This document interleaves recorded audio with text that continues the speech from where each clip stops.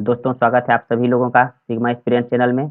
और आज के वीडियो में हम लोग बीपीएससी मेंस का general studies paper 2 unevaluated copy analyse करेंगे और देखेंगे कि किस प्रकार से एस्पिरेंट ने क्या गलती किया है और उस गलती को हम लोग आगे रिपीट नहीं करें, उससे सीखने का प्रयास करेंगे। साथ ही हम लोग ये समझने का प्रयास करेंगे कि किस तरीके से हमें एग्जामिनेशन हॉल में आंसर राइटिंग करते समय किन किन बातों का ख्याल रखना है और कौन कौन सा गलती है जिसे हमें रिपीट नहीं करना है और किस तरीके से हमें अप्रोच लेके चलना है आंसर राइटिंग में, वो सारे डायमेंशन को हम लोग इस वीडियो में डिस्कस करेंगे।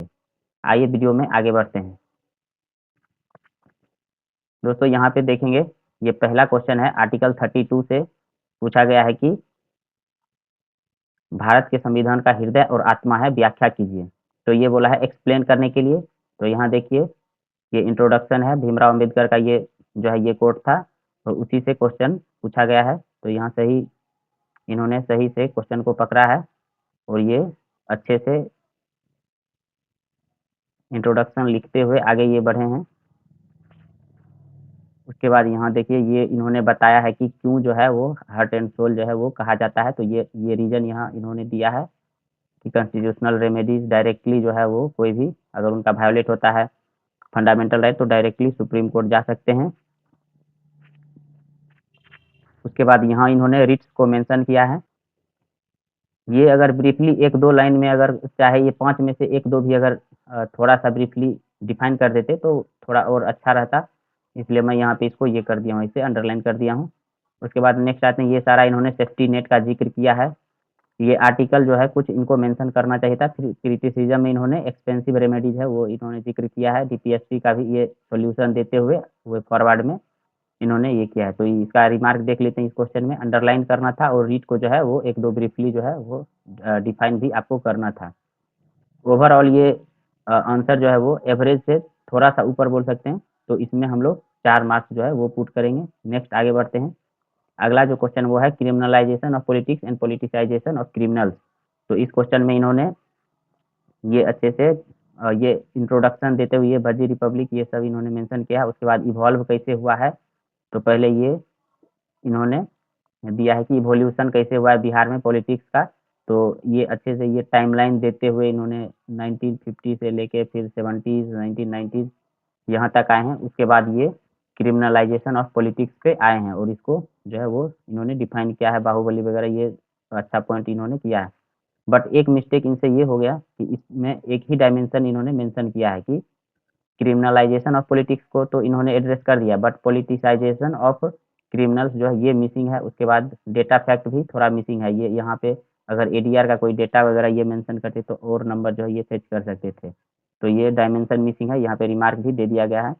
बट ओवरऑल जो है ये 2 से 3 मार्क्स, 3 नहीं बल्कि 2 ही मार्क्स यहाँ पे आप बोल सकते हैं कि ये इनको मिलेगा, बट 3 दे दिया गया है। आगे देखते हैं फिर। और दोस्तों उससे पहले मैं आपको बता दूं कि ये हमारा फ्री क्रैश कोर्स चल रहा है हाइपरलूप बैच, ये 71st बीपीएससी मेंस के लिए। तो जो लोग भी बीपीएससी मेंस का प्रिपरेशन करना चाहते हैं आप लोग हमारे वीडियोज को फॉलो करें। ये सारा हम लोग बीपीएससी मेंस से पहले पूरा कोर्स कवर कर लेंगे। इसमें आपको क्वालिफाइंग हिंदी और उसके बाद हिस्ट्री ऑप्शनल भी कवर करवाया जाएगा।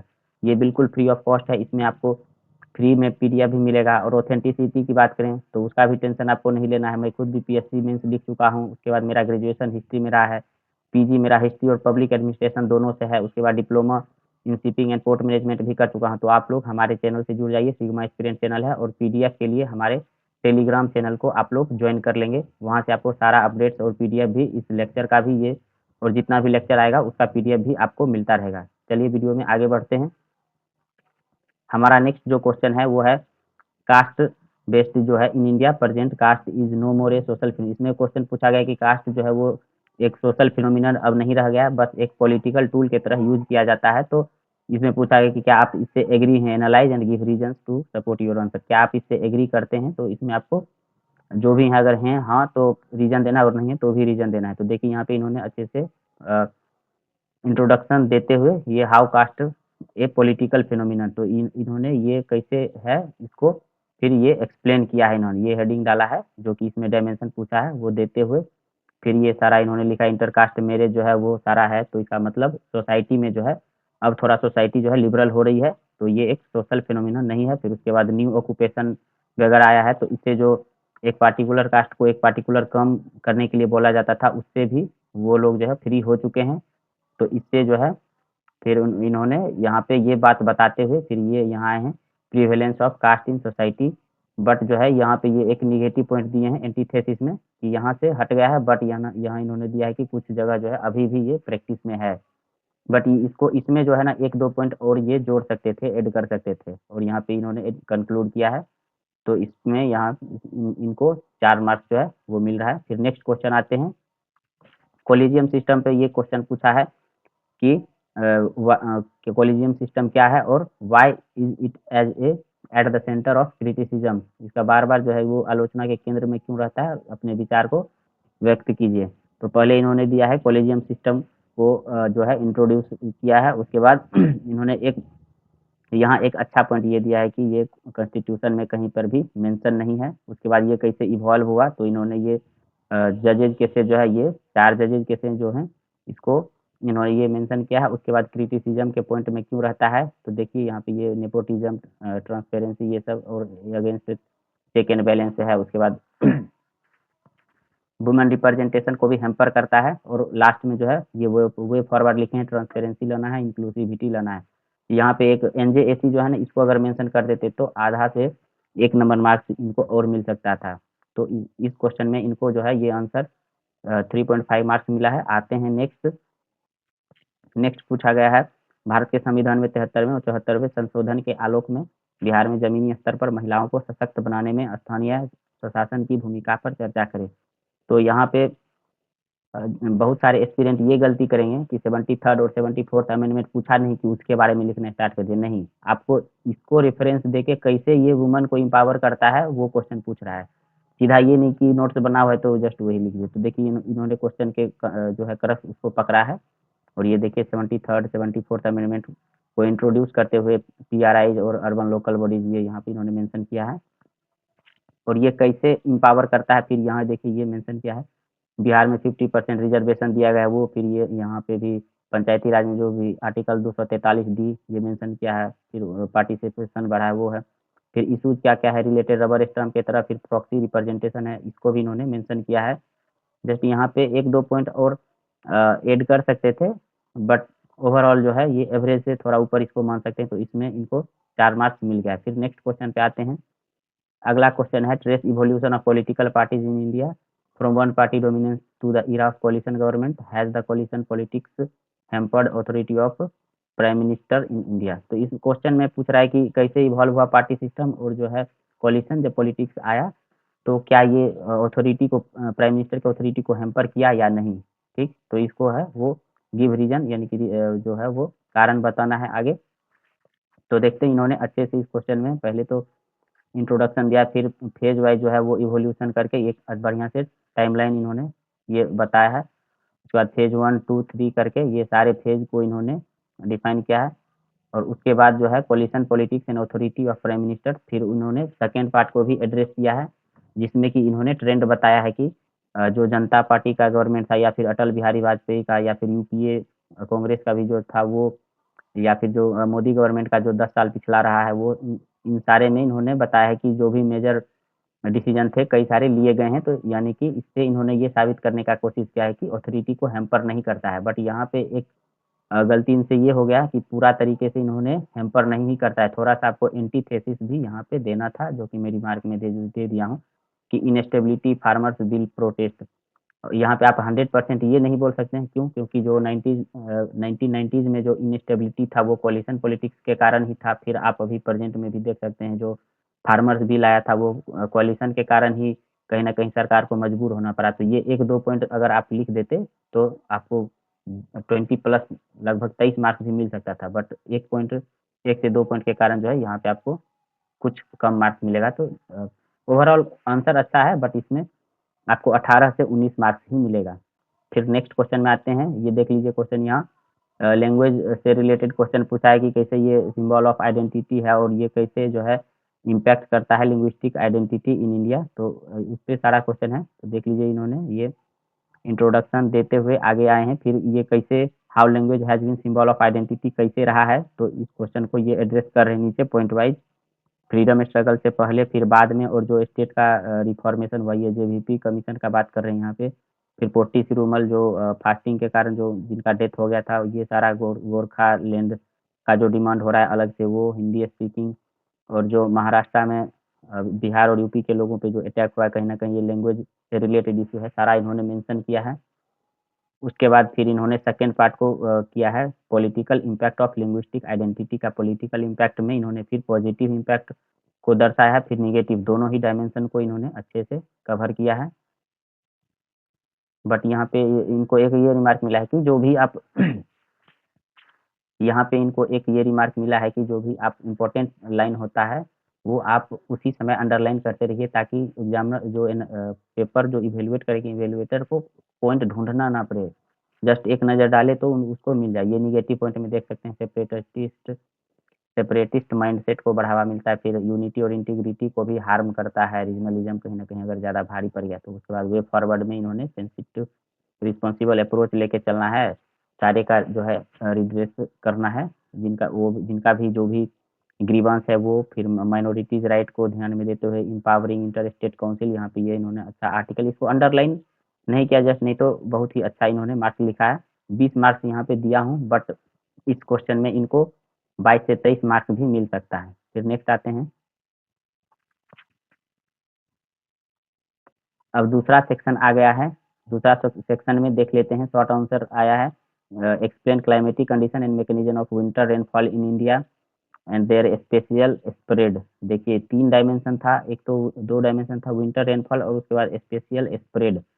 तो इस आंसर में इन्होंने एक चीज़ ये गलती किया कि एक ही डायमेंशन को इन्होंने कवर किया है, वेस्टर्न डिस्टर्बेंस को कवर किया है और अच्छे से डायग्राम बनाया है। तो पहला पार्ट तो इन्होंने अच्छे से एड्रेस कर दिया है, बट एक जो विंटर मैकेनिज्म, विंटर रेनफॉल का मैकेनिज्म, कहीं ना कहीं जो रिट्रीटिंग मानसून है उसके कारण भी विंटर रेनफॉल इंडिया में होता है। तो एक ही डायमेंशन कवर किया गया है, तो इनको निश्चित रूप से मार्क्स यहाँ पे इनका कटेगा। एक दो पॉइंट अच्छा इन्होंने ये भी लिखा है डायग्राम देने के बाद कि रबी क्रॉप और ये सब में फायदा मिलता है, बट ये मिसिंग पॉइंट है, तो इनको इस क्वेश्चन में 2.5 से 3 मार्क्स मिलेगा। 2.5 भी इसमें आप एज्यूम कर सकते हैं। फिर नेक्स्ट क्वेश्चन मैनग्रोव से रिलेटेड है कि इसका इन्वायरमेंटल और इकोनॉमिक बेनिफिट क्या है, उसको आपको दिखाना है। तो उसमें देखिए ये इन्होंने इंट्रोडक्शन दिया है, और इन्वायरमेंट इकोनॉमिक बेनिफिट क्या क्या है ये शॉर्ट में, जस्ट ये व्यवहारिक कॉमन सेंस बेस्ड जो है ये आंसर देखने में लग रहा है, कोई डेटा फैक्ट और ये सारा मिसिंग तो है ही, ना ही कोई डायग्राम है। तो इसमें इनको जो है जस्ट इतना लिखने के लिए सांत्वना के लिए 1 मार्क्स जो है इसमें मिल जाएगा। बाकी जो आंसर इन्होंने लिखा है बिल्कुल जनरलाइज्ड आंसर है, कोई अच्छा उतना नहीं बोल सकते हैं। फिर नेक्स्ट जो क्वेश्चन है वो है, what are the suitable geographical condition for cultivation of major types of millets से रिलेटेड। यहाँ पे क्वेश्चन पूछा है कि जो सुटेबल ज्योग्राफिकल कंडीशन है क्या क्या है, तो उससे रिलेटेड इन्होंने अच्छे से एक शॉर्ट इंट्रोडक्शन देते हुए ये टेम्परेचर, फिर टोपोग्राफी इन्होंने मेंशन किया है, रेनफॉल जो है वो ये भी इन्होंने मेंशन किया है, बट और भी ये अच्छे से आंसर जो है वो एड्रेस किया जा सकता था क्वेश्चन को। मैप, डेटा फैक्ट, ये सारा मिलेट का थोड़ा 1-2 बेनिफिट भी डाल देते तो और मार्क्स ये फेच कर सकते थे, बट इसमें इनको 1.5 मार्क्स ही मिलेगा। आते हैं नेक्स्ट क्वेश्चन पे, इन्होंने ये नेक्स्ट क्वेश्चन देख लीजिए, explain ecological condition suitable for the makhana. फिर ये मखाना से रिलेटेड आया है कि क्या कंडीशन है सुटेबल कंडीशन उसको ग्रोथ के लिए। तो इस क्वेश्चन में देखिए फिर क्या क्या मेजर्स है taken by government to increase its production, को इंक्रीज करने के लिए क्या क्या गवर्नमेंट मेजर लिया गया, ये भी क्वेश्चन में पूछा गया है। तो देख लेते हैं, पहला डायमेंशन तो इन्होंने अच्छे से कवर किया है, उसके बाद measures taken by government, short answer है, तो आप जल्दबाजी में देखिए हर क्वेश्चन में आप एग्जामिनेशन हॉल में जो है आपको ख्याल ये भी रखना होता है कि लॉन्ग आंसर और शॉर्ट आंसर में बैलेंस बना के चलना होता है। अगर आप शॉर्ट आंसर में ही 2-2 पेज लिखना स्टार्ट कर देंगे, आपका कोई ना कोई पूरा क्वेश्चन छूट जाएगा, ठीक। तो आपको सबसे पहला टारगेट आपका एग्जामिनेशन हॉल में ये रहना चाहिए कि एवरेज ही आंसर लिखें, बट पूरा कॉपी जो है सारा क्वेश्चन आपका कवर होना चाहिए, सारा क्वेश्चन आप बनाइए, सारा कंप्लीट कीजिए पेपर पहले, वो टारगेट पहला नंबर पे रहना चाहिए, ठीक। चाहेंगे तो आप बड़ा बड़ा लिख सकते हैं। तो देखिए इसमें इस क्वेश्चन में इनको जो है 2 मार्क्स ही मिलेगा। यहाँ पे जैसे आपको मखाना से पूछा तो आप बिहार का मैप बना के मखाना वाला जो भी रीजन है ये ऐसे सारा ये मिथिला वाला रीजन आप जो है वो डिनोट कर सकते थे मैप पे। अगर आप मैप बना देते तो 1 से 1.5 मार्क्स और इसमें मिल सकता था। आते हैं नेक्स्ट क्वेश्चन पे। फिर इन्होंने ये ऑटोमोबाइल इंडस्ट्री से रिलेटेड पूछा गया है, जो 3 चेन्नई, दिल्ली और एक और कौन-सा है? Automobile industries around 4 largest metropolitan city of India. Discuss growth and development of automobile industries in around 4 largest. पहले तो आपको 4 लार्जेस्ट जो सिटी है उसको आपको आइडेंटिफाई करना था, एक मैप बना देते, बट इन्होंने देखिए ये क्वेश्चन जो है इसमें मैं रिमार्क दिया हूँ इधर नीचे, क्वेश्चन को इन्होंने प्रॉपरली पढ़ा नहीं। देखिए क्या गलती हुआ है इनसे। Discuss growth and development of automobile industry in and around 4। ये अगर आप पढ़ लेते अच्छे से, लग रहा है कि इनका ध्यान जो है इस पे नहीं गया था। तो 4 लार्जेस्ट मेट्रोपॉलिटन सिटी अगर ये पढ़ लेते तो 4 आपको इजीली रहता। अगर आप सिविल सर्विसेज का तैयारी करते हैं तो 4 मेट्रोपॉलिटन सिटी में आपने क्या मेंशन किया है? दिल्ली मेंशन किया है, उसके बाद आपने चेन्नई मेंशन किया है। एटलीस्ट आप जो भी 2 ही मेंशन किए हैं, अगर मैप बना के इसे इंडिया का और उसके बाद मैप पे अगर दिखा देते कि कहाँ-कहाँ क्या डेवलप हुआ है, तो आपको 1 नंबर जो है 2 नंबर आराम से ज़्यादा आप फेच कर सकते थे। बट वो ऐसा इन्होंने नहीं किया है, एक जनरलाइज़्ड आंसर लिखे हैं, तो यहाँ पे इनको आधा से 1.5 मार्क्स मिल सकता है। ठीक, नेक्स्ट आते हैं। यहाँ पे ये रिमार्क देख लीजिए, रीड क्वेश्चन प्रोटोकॉल। क्वेश्चन को अच्छे से पढ़िए पहले, लिखने से पहले। ये जल्दबाजी में लिखा गया आंसर लग रहा है। फिर नेक्स्ट आते हैं क्वेश्चन, पेनिनसुलर इंडिया से पूछा गया है कि क्या-क्या जो जियोलॉजिकल फॉर्मेशन है, फिर मिनरल रिसोर्स क्या है, क्या-क्या क्वेरी एक्टिविटी, क्या-क्या खदान वगैरह है, ये सारा इससे रिलेटेड क्वेश्चन पूछा गया है। तो देख लेते हैं, इन्होंने अच्छे से यहाँ पे इसको एड्रेस किया है। इंट्रोडक्शन, फिर उसके बाद रॉक एंड मिनरल कौन-कौन सा है पेनिनसुलर इंडिया में, ये इन्होंने यहाँ पे दिखाया है।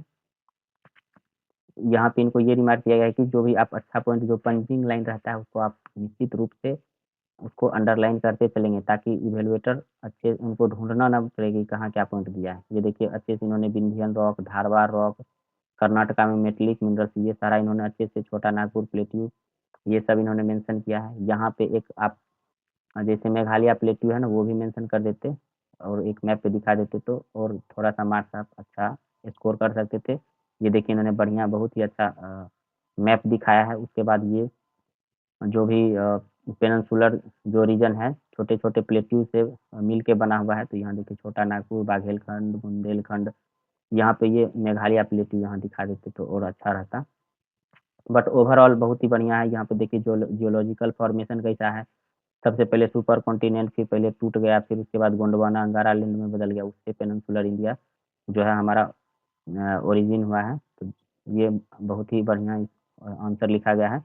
थोड़ा-सा क्वेरिंग एक्टिविटी माइंस वाला अच्छा 1-2 एग्ज़ाम्पल देते तो और मार्क्स इसमें उठाया जा सकता था। ओवरऑल एवरेज से थोड़ा ज़्यादा अच्छा ये आंसर एड्रेस किया गया है। तो इसमें आपको 20 से 23, 20 नंबर तो मैं दे रहा हूँ, 20 मार्क्स, बट इसमें 20 से 23 से 24 मार्क्स भी आपको इसमें आ सकता है। बट मैं जो है एक्ज़ैजरेट करके नंबर नहीं दे रहा हूँ, ताकि स्टूडेंट जो है कहीं ओवर कॉन्फिडेंट ना हो जाए।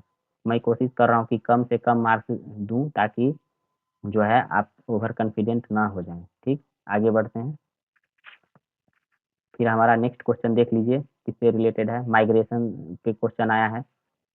ये इन्होंने देखिए अच्छे से इसको इंट्रोडक्शन दिया है और उसके बाद टाइप्स ऑफ माइग्रेशन इन्होंने कवर किया है, इन, आउट, उसके बाद माइग्रेशन का काउज़ क्या-क्या है बिहार में, उसको एड्रेस किया इन्होंने अच्छे से। ये देखिए डेटा फैक्ट वगैरह भी इन्होंने अच्छे से दिया। एक इनको रिमार्क ये मिला है, फ्लैट इक्वलाइज़ेशन पॉलिसी जो है, वो फैक्ट अगर डाल देते तो और भी अच्छा आंसर आपका दिखता। फिर नेक्स्ट कंसीक्वेंसेस क्या है आउट माइग्रेशन का बिहार से, वो काउज़ इन्होंने दिया है, क्या-क्या कंसीक्वेंस है। ब्रेन ड्रेन होता है, उसके बाद लो क्रेडिट डिपॉजिट रेशियो है, डेमोग्राफिक डिविडेंड जो है वो, ये सारा इन्होंने मेंशन किया है। फिर गवर्नमेंट के द्वारा क्या-क्या स्टेप्स लिया गया, ये इन्होंने यहाँ पे दिखाया है। तो ये ओवरऑल एक एवरेज से भी, इसको भी ऊपर ही क्वेश्चन आंसर बोल सकते हैं। बट इसमें यहाँ देखिए 19 मार्क्स मिला है और 1 से 2 मार्क्स इसमें और ज़्यादा आपको मिल सकता है, 22 मार्क्स भी आप इसमें एक्सपेक्ट कर सकते हैं। नेक्स्ट आते हैं, अब हम लोग पेपर 2 के सेक्शन 3 पे आ गए हैं। ये साइंस एंड टेक का सेक्शन होता है, सेक्शन 3rd। आइए देखते हैं question. Explain how science and technology is helping in agricultural productivity and food preservation.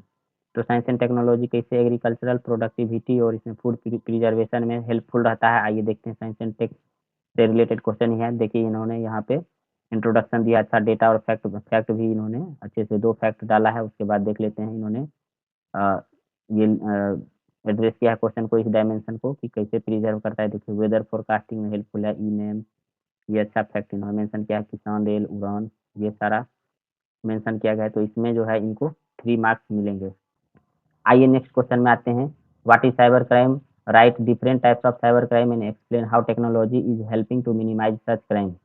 तो इस क्वेश्चन में देखिए साइबर क्राइम को पहले इन्होंने डिफाइन किया, फिर टाइप्स ऑफ साइबर क्राइम ये दिखाया है, और इसको 1-2 लाइन में जो है ना ब्रीफली आपको एक्सप्लेन करना था। अब आइए देखते हैं हाउ टेक्नोलॉजी जो है हेल्प कैसे कर रहा है।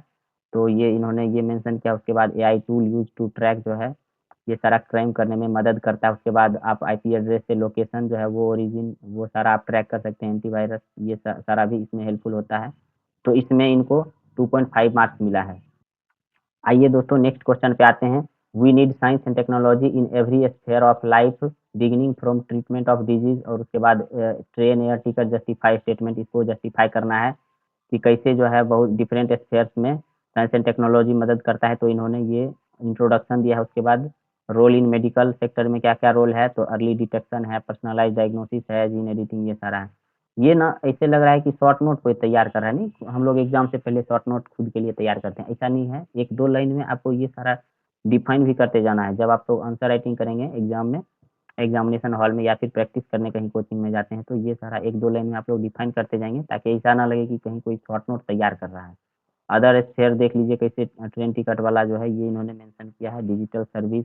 फिर इन्होंने कंक्लूजन में आरटीपीएस का भी जिक्र किया है। तो इस आंसर में इनको 2.5 मार्क्स मिल जाएगा। आइए नेक्स्ट क्वेश्चन देखते हैं। अगला डीएनए फिंगर प्रिंटिंग से है कि help in area of forensic science में कैसे ये हेल्प करता है।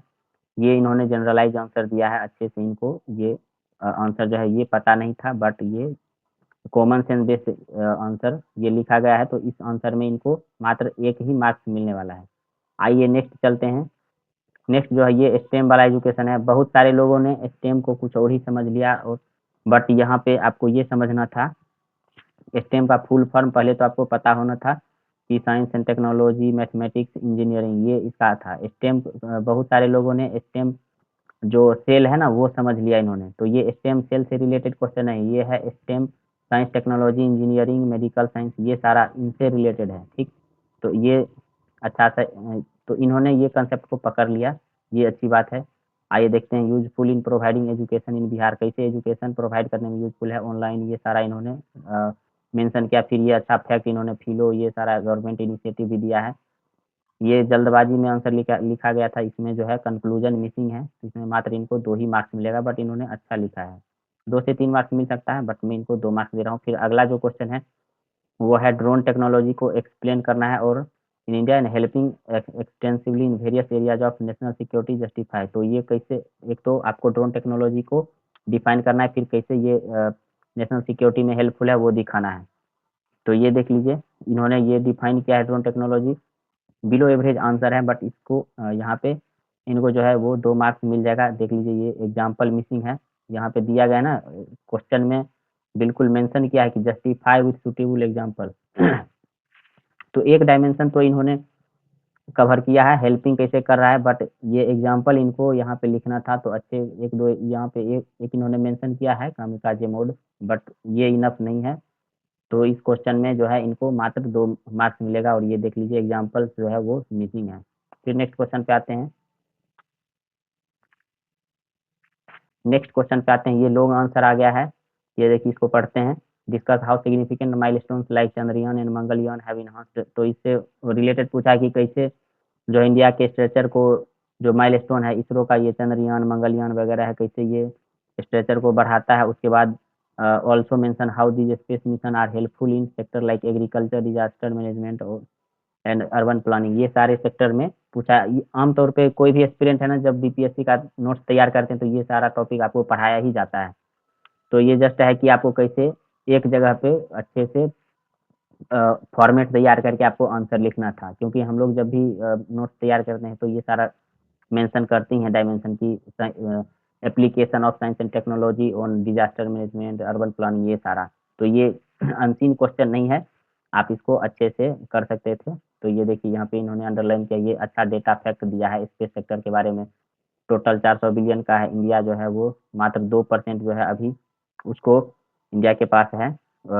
तो फिर यहाँ देखिए ये इन्होंने अचीवमेंट मेंशन किया है, आर्यभट्ट से लेके रोहिणी, आदित्य, एल1, स्पेडेक्स, ये रिसेंट वाला है। ये अच्छा, अगर ये अंडरलाइन आप करना चाहिए आपको, अच्छा पॉइंट है तो इनको अंडरलाइन करना चाहिए। फिर इन्होंने चंद्रयान, चंद्रयान 2, चंद्रयान 3, इस तरीके से इसको फिर मंगलयान इन्होंने मेंशन किया है। फिर उसके बाद how space mission enhance significance of India space program, कैसे जो है स्पेस मिशन कैसे स्ट्रेचर को बढ़ाया है, सिग्निफिकेंस इंडिया का जो स्पेस प्रोग्राम है कैसे इन्हांस किया, ये सारा सक्सेस देख लीजिए। एक तो एलिट जो है क्लब में इंडिया को डाल दिया है, उसके बाद सॉफ्ट पावर बढ़ता है, ग्लोबल कोलेबोरेशन भी किया इन्होंने, ये देखिए निसार जो है, फिर लाइनक्स जो है फ्रांस के साथ इन्होंने ये सब अंडरलाइन इनको करना चाहिए था। लगता है कि जो है ये थोड़ा सा इसमें मार्क्स कटेगा इसके लिए भी, क्योंकि इवेल्युएटर को ढूंढना पड़ेगा इसमें। How space mission helpful in sector, तो ये सेक्टर वाइज दिखाया गया है, एग्रीकल्चरल सेक्टर में, फिर डिजास्टर मैनेजमेंट में से, उसके बाद अर्बन प्लानिंग, तीनों जो है ये कवर कर लिया गया है। तो ये क्वेश्चन इन्होंने बहुत ही अच्छे से एड्रेस किया है। इस क्वेश्चन में मैं 20 मार्क्स दिया हूँ, बट इसमें इनको इस क्वेश्चन में 23 से 24 मार्क्स भी आ सकता है। तो ये ओवरऑल ऐड करके 138 मार्क्स जो है इस पेपर में मिला है। और दोस्तों मैं आपको बता दूं कि ये हमारा सिग्मा एस्पिरेंट चैनल है, और अगर आप बीपीएससी मेंस का प्रिपरेशन करना चाहते हैं तो निश्चित रूप से आप लोग हमारे चैनल से जुड़ जाइए, और जो भी हमारा लेक्चर वीडियो लेक्चर आएगा उसका पीडीएफ लेने के लिए हमारे टेलीग्राम चैनल को आप लोग ज्वाइन कर लेंगे। और ये ऑथेंटिसिटी के पर्पज से मैं आपको अपना इंट्रोडक्शन दे देता हूँ।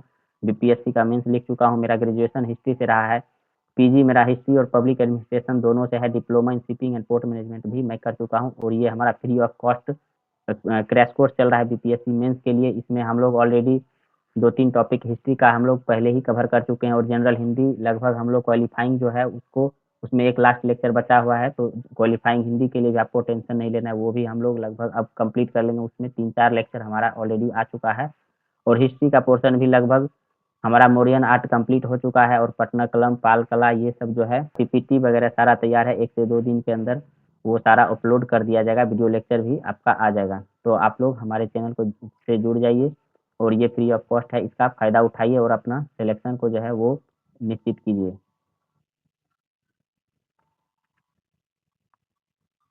इसी के साथ वीडियो को कंक्लूड करते हैं। बहुत बहुत धन्यवाद।